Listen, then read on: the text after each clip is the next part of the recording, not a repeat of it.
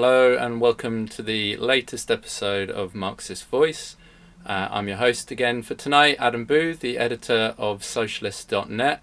And in a minute, we're going to be joined tonight by Natasha Sorrell, an activist in Sheffield of the National Education Union, who's going to be talking to us about the current standoff that you are seeing between the government and the teaching unions over the question of schools reopening. If you want to find out more about this, Tash and Scott Shaw, another NEU activist in Sheffield, have written an article on this question that's gone up on socialist.net today.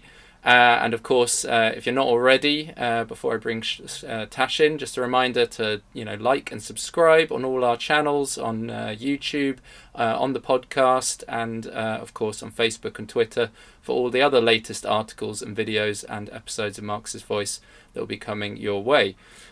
So I'll bring in Tash now. Hang on one second.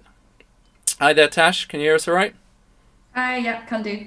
Yeah, good to see you again. I think the last time we spoke, it was just at the beginning of the lockdown, when, as an essential worker, we spoke to you about the conditions facing essential workers, people who are being put into the firing line at this time of the pandemic. And you raised a lot of important questions then about the kind of health and safety of workers, of workplaces. And now, fast forward a couple of months, again, it's yourself and teachers who are being put in the firing line as the Tories talk about reopening the schools. So can you just explain to us a bit about what's been taking place over the last week in these negotiations, if you can call it that, between the government and the unions about the reopening of schools? Yeah, of course. So this kind of all started last Sunday with Boris Johnson's announcement of the measures that were going to be used to ease lockdown, or the things that were going to be brought into place. And one of those things was, of course, the opening of schools up a little bit. Now, schools, as we know, have already been open this whole time, educating the children of key workers and the most vulnerable, but also teachers have been working from home completely non-stop this entire time. So now the discussion is around what the government would like to see, and that is year reception, year 1, year 2, year 6 in primary, going back from the 1st of June. And they've also said that they want year 10 and year 12 to have some face time before the summer ends, so in the next term that's opening up.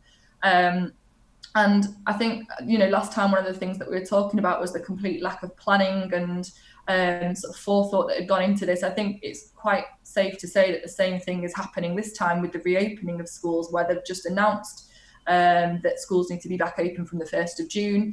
They announced that on the Sunday, and then, it wasn't until the next couple of days that the documents started to come out with a little bit more detail, and even that's not in any way sufficient. And so a lot of the negotiations, as you say, if you can call them that have been happening this week between the unions and the government, have been about trying to set out safety measures, what could realistically be done to ensure that going back into the workplace is safe for staff, but also so that it's safe for children to go back into schools.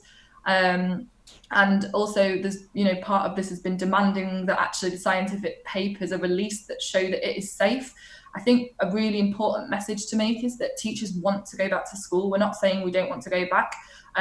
We want to go back when it is safe. And in order for us to do that, we need to see the scientific proof that something has changed, that it is safe to go back. Now, all along, the union have had these 5 tests that needs to be met before we can even consider reopening the schools more broadly. And on top of those 5 tests, we've said that it has to be based on a conversation rooted in science, and those things just aren't being provided for the government. In fact, they've not actually released a scientific paper from their SAGE group for nearly a month now. They've just stopped publishing any information on this. So there's a kind of belligerence on the side of the government to engage on a proper sound basis that's ignoring that. And just to go on from that, what do you think's causing this belligerent attitude on the government's part? Why are they so adamant that this step has to be taken? Yeah, absolutely. I think that's really important to ask that question, because I think this bulldozing through that they're using is not based on the fact that they care about pupils, or they really want education to go back to how it was and to get these pupils back into schools. It's solely based around the idea of getting different levers of the economy going again. And I think that can be seen through the year groups that have been targeted to go back, reception year 1, year 2. whilst those are important formative years for pupils, actually we're looking at the youngest age groups here, which to me and to a lot of people suggests this idea that it's to get the younger pupils back in so that parents can return to work. And that seems to be the thrust of the entire lifting of the lockdown. It's not about the safety of workers in any way. It's about how can we get certain parts of the workforce back into work and get the economy going again, regardless of whether human lives are going to be lost in the process of this, regardless of whether infection rates are down enough to stop this from being spread. Like they don't seem to have any concern for workers' health and benefits here. And I think the fact that they're refusing to release this scientific evidence, or they've said that they're going to, but there's no specific date for it, is a key indicator of that kind of lack of real engagement. It's just a cover, isn't it? I think. And also the belligerence is mainly a Tory thing, right? Because am I right in thinking this is only in England that we're talking about here? The Welsh and Scottish regional governments have got different plans. Yeah, absolutely. They've said that pupils are not going to be going back on the 1st of June. In all likelihood, it won't be till September. That's something that's been followed by a few of the European countries, Italy in particular. And I think that this is obviously a Tory policy, and that's why they're able to implement it in England. And it clearly shows you the sort of side that they stand on, the side of big business of wanting to get people back into work and not thinking about the impact that has on people's lives, because of course that's not the priority to them. It's the continuation of business and profit making as usual. But then we see the complete hypocrisy because, as you say in your article, the Etonian school children aren't going to be going back till September, so Boris Johnson's old school doesn't have to worry about it. No, it's an absolute outrage. As we always see, one rule for the rich, one rule for everybody else. A lot of private schools are not going to be going back until September. And so if it's okay for them not to be going back, and it's not safe for them to be going back, I don't see why it's therefore safe for working class children to be going back. And actually, a point that needs to be raised here is the fact that we've already seen double the death rate in the more deprived areas. These are communities that are being made to go back to schools in areas where families are worst affected by the virus outbreak. Where you're going to have more and more parents going back into different types of work, like shop work. Everyone's going to be encountering a lot more people, and this virus is just going to spread very rapidly through these communities again. And I think that it doesn't take a lot to think about that and to understand that and to know that it's working class lives that are being put on the line here, not the lives of the rich. And you're saying the union then is rightly, obviously, demanding the evidence before schools can reopen and trying to resist this hasty reopening of schools that put teachers and pupils alike at risk. How has the Tory government and the kind of right-wing press responded then to the unions? There was obviously this famous headline in the Daily Mail last Friday, and it seems like there's a slanderous campaign being run now against the unions. Yeah, absolutely. It's what you would expect, to be quite honest, though. You've got the Tory ministers on the one hand saying you don't care about children if you're not going to work towards them going back to school, and then of course them hand in hand with newspaper headlines saying let teachers be heroes and let teachers teach. Like, we want to teach. That is exactly what we're saying, on a safe basis. And so there's this real outpouring of bile basically against the teachers and against the unions that was some kind of radical left awful group of people trying to derail the education of the poorest in society. And it's an absolute scandal, really. It's vile. Well, it's not a scandal because it's what you would expect, isn't it? To try and shame workers into going back, to try and put the pressure and the blame on teachers for the gap between the education of the most privileged and the least privileged, which, let's be honest, the Tories caused in the first place through their measures of austerity. Of course, it's not them alone. They're not completely responsible for the failings of capitalism, although they take a large hand in that. And so, yeah, this has been the attitude of the press, but it completely rankles with the reality of not just teaching staff, but parents as well. There's a huge amount of people with a large amount of anxiety and desire not to send their kids back to school, people who can see that actually it isn't safe and that it's really just an arbitrary decision to be like, oh, it's suddenly safe again. So I think people are kind of seeing through what the media are saying and what the government are saying, and through this idea that it's like you're anti children's education if you're trying to campaign for safety. Actually, it's the exact opposite of that, isn't it? And do you sense as a teacher that you have parent support behind you, that parents and teachers are aligned on this one in terms of trying to protect the health and safety of staff and students? Yeah, very much so. I mean, just anecdotally, absolutely, but also the NEU did a survey of parents in the last week where over 80% said that they didn't want their children to go back until it was safe. So I think there is a lot of support from parents and the public in general for their schools only reopening when it is safe. And I think that's an important thing because this, again, just points the finger at the government making this decision not on the basis of what people want or what's right for them or what they can see as correct in their communities, but on their own agenda. I think that's being, brought forward in this. And what about wider support in the public? Do you see any unions, other unions? Do you see the Labour movement coming out in support of teachers?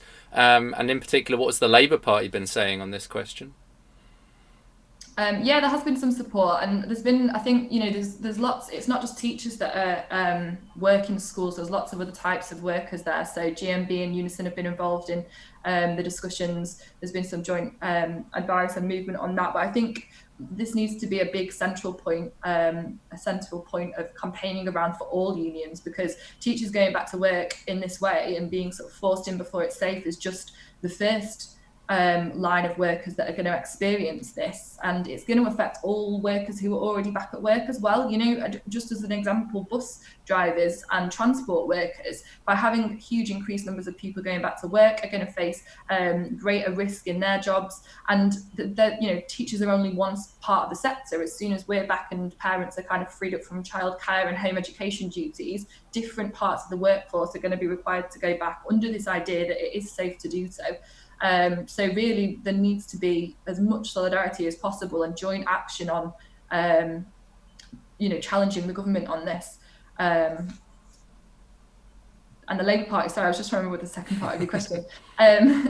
Yeah, I mean, the Labour Party's been a real mixed bag. So you've got the likes of Rebecca Long-Bailey, who's come out and said that she supports the teachers' union and it's really important, and said, we have to demand safety measures before we can go back to work.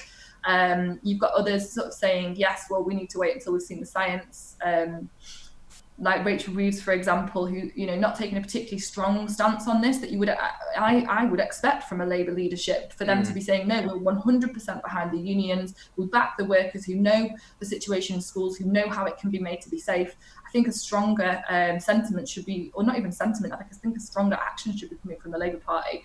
And then, of course, within it, you've got the sort of Blairite grandees like David Blunkett, who's been saying that again, backing the government completely. To quote him specifically, he said it's against the interests of children for unions and teachers to be working in the way that we are doing. And it's absolutely disgusting to hear a Labour Party member saying that teachers, in trying to ensure the safety of themselves and other workers and the children in their care, are acting against the interests of children. They're just lining up behind big business in the same way that the government have. And I think we absolutely need to call out that kind of attitude, because it is not in the interest of ordinary people, it's not in the interest of workers, and it certainly isn't in the interest of children and education.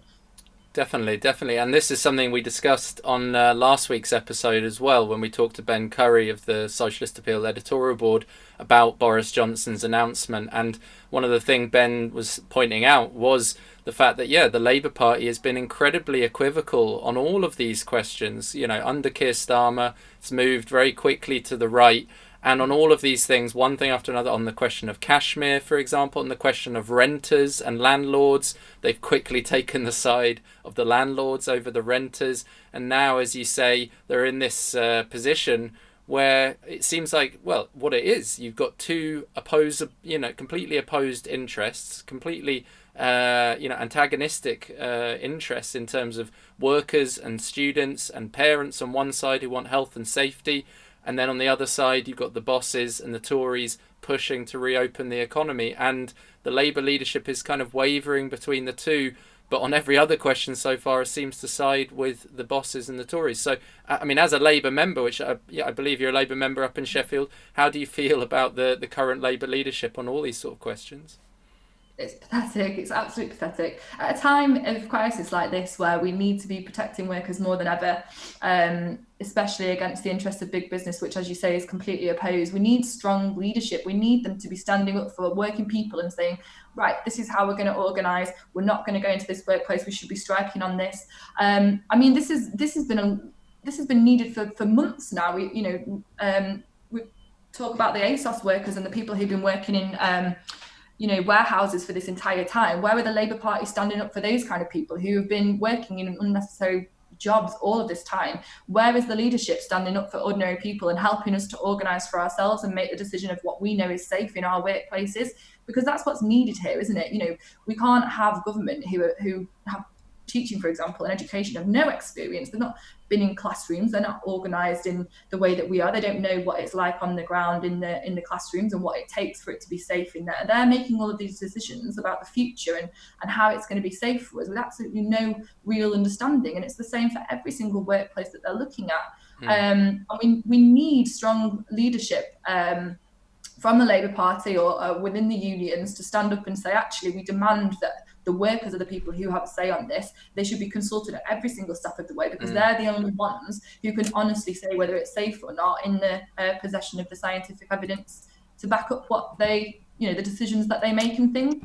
I mean, I'm not impressed at all with the Labour leadership, as you can now tell. I think a lot more could be being done and should be and needs to happen to challenge the government in particular, but also to support ordinary workers in all of their workplaces. And you've seen that the TUC, again, like the Labour leadership, have also been very kind of equivocal and been under pressure from workers on one side, but a lot of their opposition is just to kind of demand a seat at the table. They don't actually threaten to use action. They don't threaten to strike or to demand actual workers' control in workplaces. So how do you think the NEU leadership compares to that? Have they been coming out more militantly? Have they been organising and preparing teachers to actually take action if necessary? I mean, yeah, to an extent, they've been a lot more militant. I think not completely. There's no talk of completely taking strike action or something against this, but we have had emails and correspondence where they're talking about sort of not returning to work, but not on a concrete basis, and not raising that question, like you say, of workers' control of their schools.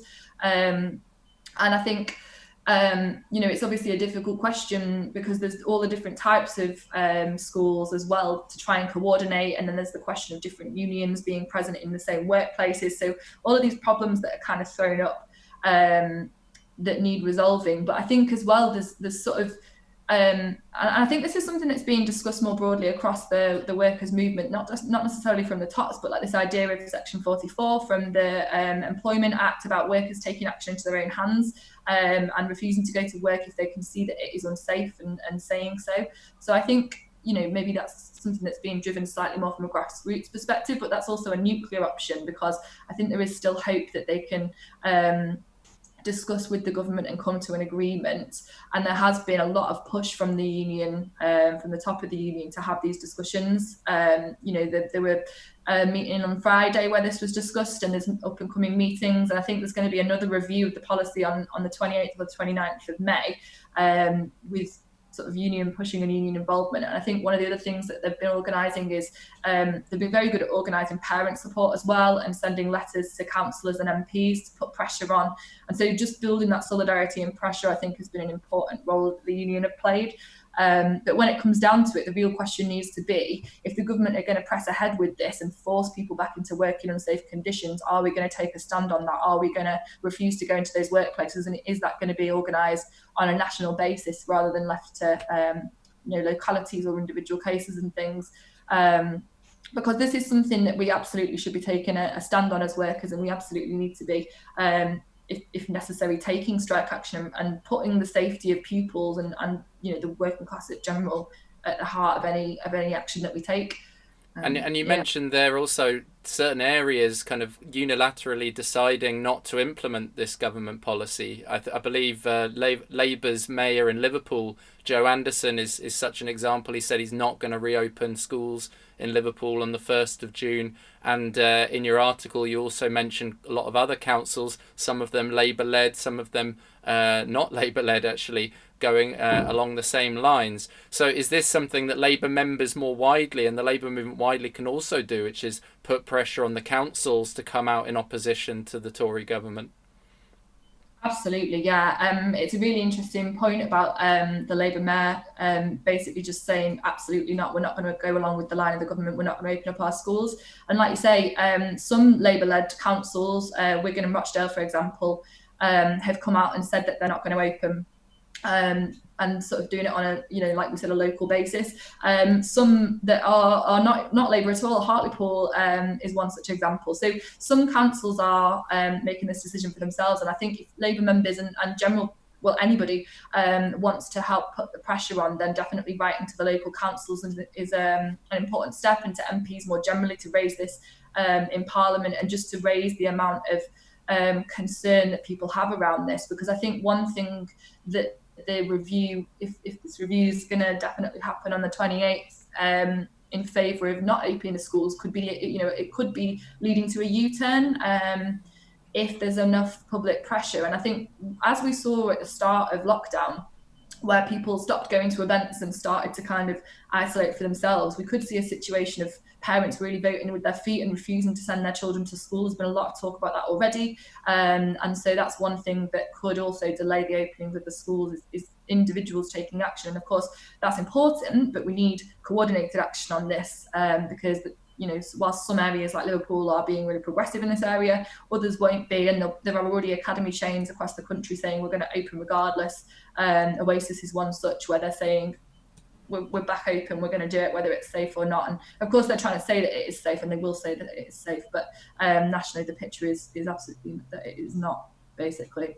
And we've actually had a couple of comments in the comment thread saying exactly what you were saying earlier about the complete hypocrisy and in the inequality that this shows as well, of the fact that the private schools and the Etons of this world will not be going back. As you said before, one rule for the rich and another for the rest.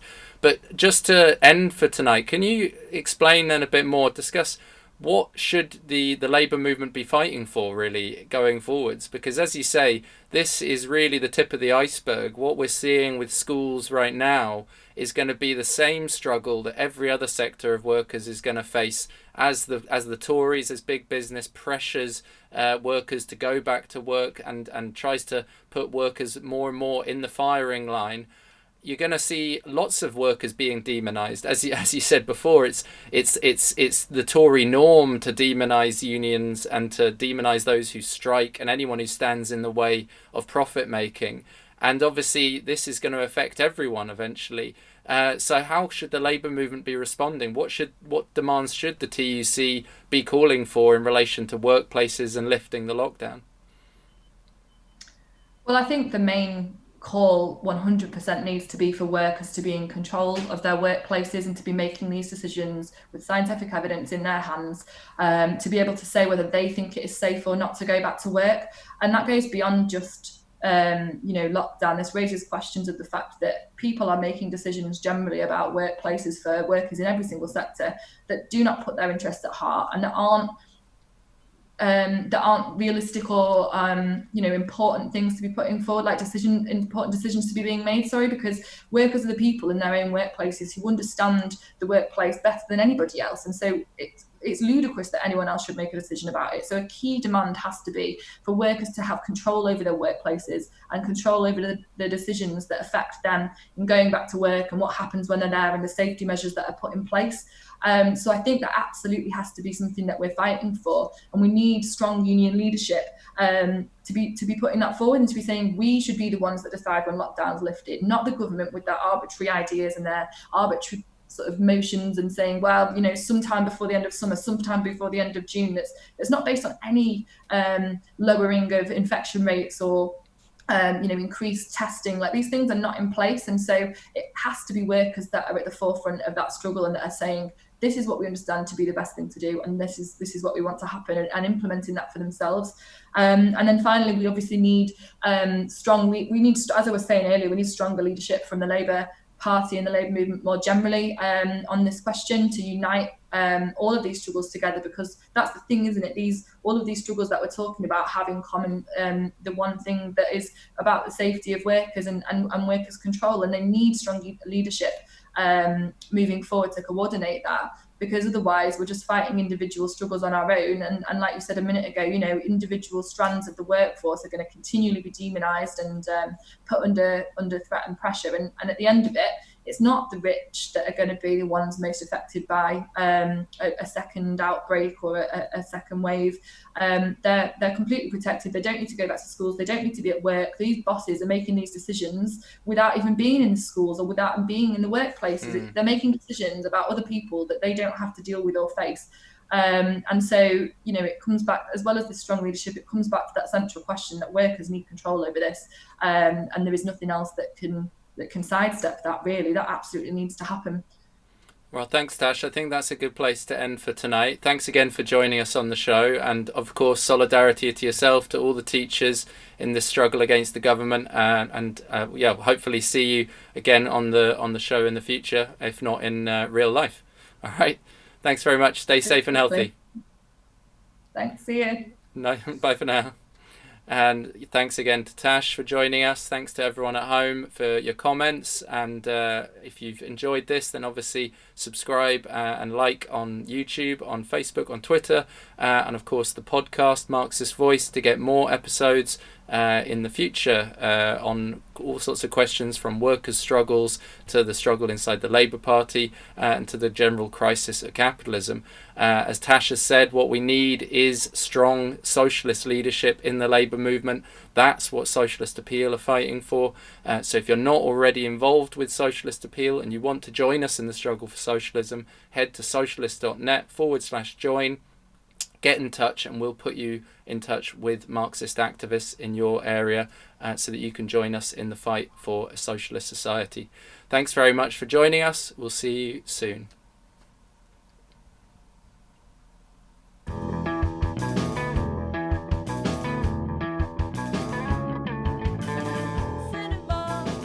We're living through a decisive turning point in history.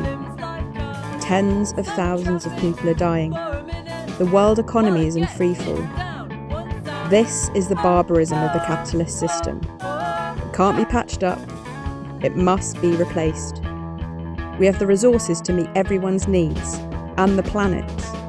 A rational, planned, socialist economy is possible. A society based on need, not profit. But we have to fight for it.